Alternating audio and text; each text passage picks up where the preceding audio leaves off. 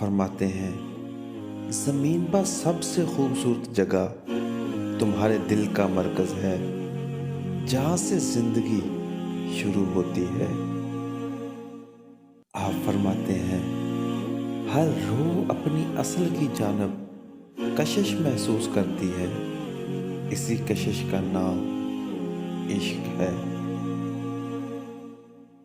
کسی ولی اللہ کی صحبت میں چند گھنٹے گزارنا 100 سال کی عبادت سے افضل ہے۔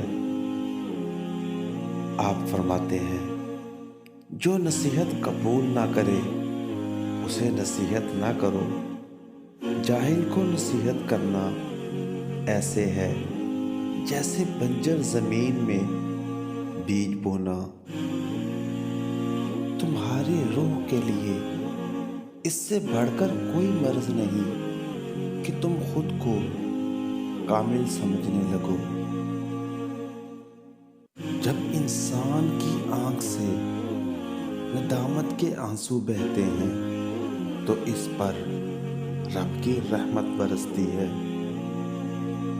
آپ فرماتے ہیں اللہ کے محبوب اور اللہ کے ولی کسی سے ایک دفعہ تعلق قائم کرنے کے بعد اس تعلق کو توڑتے نہیں بلکہ بازو پکڑنے کی لاج رکھتے ہیں۔ آپ فرماتے ہیں زندگی کا پانی اندھیروں سے بہتا ہے، اندھیروں سے مت بھاگو بلکہ ان کو تلاش کرو۔ تقدیر کے لکھے ہوئے سے چھٹکارا حاصل کرنے کا راستہ فقط عاجزی اور انکساری ہے۔ مولانا جلال الدین رومی فرماتے ہیں پاؤں کے انگوٹھے اور کان پر سوجن آ جائے تو سمجھ جاؤ تمہاری موت قریب ہے۔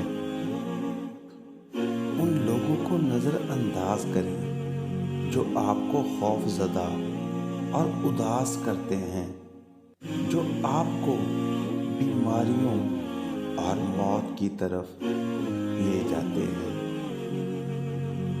آپ فرماتے ہیں جب تیرا محبوب تجھ سے غصہ کرنا چھوڑ دے تو سمجھ لینا تیرا اور اس کا تعلق کمزور ہو گیا ہے۔